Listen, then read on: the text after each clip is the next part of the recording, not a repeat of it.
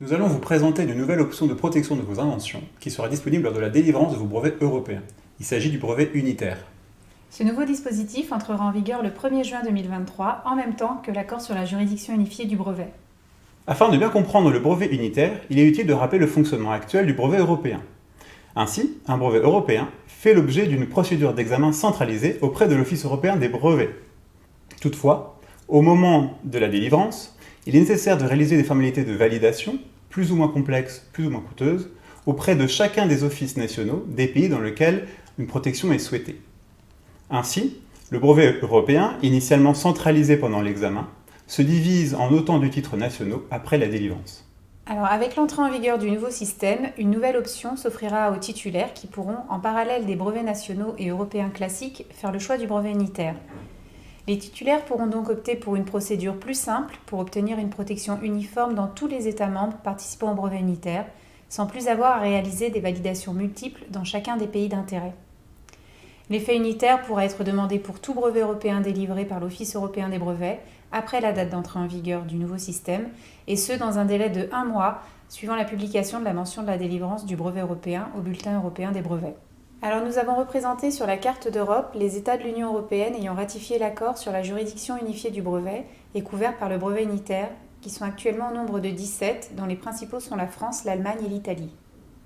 La portée territoriale du brevet unitaire pourra progressivement être étendue aux États signataires de l'accord sur la juridiction unifiée du brevet qui n'ont pas encore ratifié l'accord et qui apparaissent en bleu ciel sur cette seconde carte, pour porter au total à 24 le nombre d'États couverts par le brevet unitaire. Enfin, sur une dernière carte, nous avons fait apparaître en rouge les États non participants au système du brevet unitaire. C'est le cas notamment des États contractants de la Convention sur le brevet européen qui ne font pas partie de l'Union européenne, comme par exemple le Royaume-Uni depuis le Brexit. L'Espagne et la Croatie non plus ne font pas partie du système puisqu'ils ont choisi de ne pas participer à la coopération renforcée visant à la création du brevet unitaire. Ce qui est important de retenir, c'est que la couverture géographique d'un brevet unitaire donné sera la même pendant toute la durée de vie de ce brevet. Cette portée géographique sera définie à la date d'inscription de l'effet unitaire par l'Office européen des brevets et sera fonction de l'état des ratifications à la date d'inscription. Il n'y aura donc pas d'extension possible de l'effet unitaire à d'autres États qui ratifieraient ultérieurement l'accord sur la juridiction unifiée du brevet. On peut en déduire qu'à terme, il existera différentes générations de brevets unitaires ayant des couvertures territoriales différentes. Ainsi, il sera possible d'une part de demander un brevet unitaire pour l'ensemble des États participants et de procéder d'autre part à des validations nationales classiques pour obtenir des brevets nationaux dans chacun des États non participants de son choix. Voyons maintenant ensemble les conditions d'obtention du brevet unitaire. Tout d'abord, le délai pour demander l'effet unitaire sera de 1 mois à compter de la délivrance du brevet européen. Tous les États participants au brevet unitaire devront avoir été désignés et disposer du même jeu de revendications. En revanche, aucune taxe ne sera requise, mais, au moins dans les premières années du système, une traduction intégrale du brevet devra être déposée en anglais si le brevet a été délivré en français ou en allemand, ou bien dans n'importe quelle langue de l'Union européenne si le brevet a été délivré en anglais. Il est alors possible de comparer les procédures post-délivrance du brevet unitaire et du brevet européen classique. Tout d'abord, nous l'avons vu, le délai pour demander le brevet unitaire est d'1 mois contre 3 mois pour les validations classiques. Une seule formalité, incluant une seule traduction et un seul représentant centralisé, est nécessaire pour obtenir une protection couvrant un grand nombre de pays, 17 à ce jour.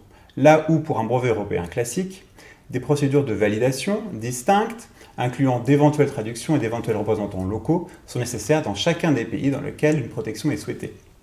Enfin, une taxe annuelle unique sera nécessaire pour maintenir en vigueur le brevet unitaire dans l'ensemble des pays participants. Là où, pour un brevet européen classique, des taxes annuelles doivent être payées dans chaque pays dans lesquels la protection doit être maintenue. À propos des taxes annuelles, justement, il n'y aura qu'une seule taxe annuelle à payer auprès de l'Office européen des brevets pour maintenir le brevet unitaire en vigueur, ce qui représente une simplification importante pour les utilisateurs. Le montant des taxes annuelles a été ajusté pour correspondre au montant des taxes annuelles cumulées des 4 premiers pays dans lesquels les brevets européens classiques sont le plus fréquemment validés. Et l'avantage offert par le brevet unitaire augmentera au fur et à mesure que s'accroît le nombre de pays dans lesquels un brevet européen classique aurait été validé. Alors si on veut être un peu plus précis, le montant des taxes annuelles évoluera de 35 € pour la deuxième année jusqu'à 4 855 € pour la 20e année, avec éventuellement le paiement d'une surtaxe de 50% si la taxe annuelle est payée avec retard. Et le coût total des taxes annuelles pour les 10 premières années de vie du brevet unitaire a été fixé pour être inférieur à 5 000 €. Un autre avantage également consiste en une réduction de 15% du montant des taxes annuelles si le titulaire d'un brevet unitaire déclare à l'Office européen des brevets qu'il est prêt à offrir en licence son brevet contre le paiement d'une compensation adéquate. Alors si on compare maintenant les conséquences de l'effet unitaire par rapport au brevet européen classique, on note que le brevet unitaire ne pourra être limité, transféré, révoqué ou s'éteindre qu'à l'égard de tous les États membres participant au nouveau système, avec cependant une liberté contractuelle en ce qui concerne les licences qui pourront faire l'objet d'un contrat pour tout ou seulement une partie des territoires des États membres participant au brevet unitaire. Cela simplifiera donc considérablement les procédures d'inscription puisqu'il suffira de faire une seule demande auprès de l'Office européen des brevets qui administrera les inscriptions de façon centralisée et en appliquant un seul régime juridique. Alors que pour les brevets européens classiques, les inscriptions se font État par État auprès de chacun des offices nationaux concernés. Une autre conséquence également est que la juridiction unifiée du brevet, qui est en fait une juridiction supranationale commune à tous les États membres partis à l'accord sur la juridiction unifiée du brevet, aura compétence exclusive pour juger notamment de la validité et de la contrefaçon des brevets unitaires. Il sera donc possible d'obtenir par une seule décision une injonction valable dans l'ensemble des États membres participants à l'encontre d'un contrefacteur, avec le risque en contrepartie pour le titulaire de voir son brevet annulé simultanément dans tous les États membres couverts par ce brevet unitaire. Les procédures devant la juridiction unifiée du brevet seront a priori beaucoup plus rapides que devant les juridictions nationales, avec des délais très courts.